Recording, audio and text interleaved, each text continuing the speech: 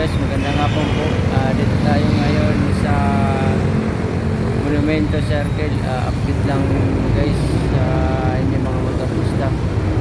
Yung galing ka dyan sa Valenzuela, sa may sanggaan, going to Pasay, dyan papunta doon. Kailangan yung linya pa lang doon sa may dulo.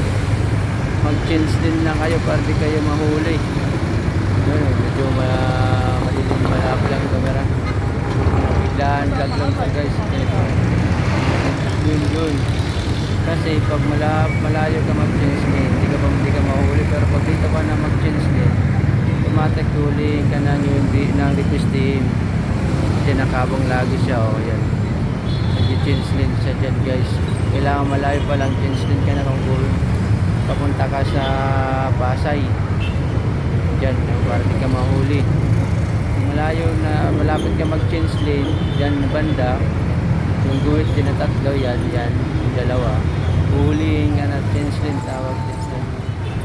Hulihin ka ng requesting kasi bawal. Punta doon. Okay guys, yun lang ang masabi ko sa inyo. Salamat, ingat mga motorista guys. Bye bye.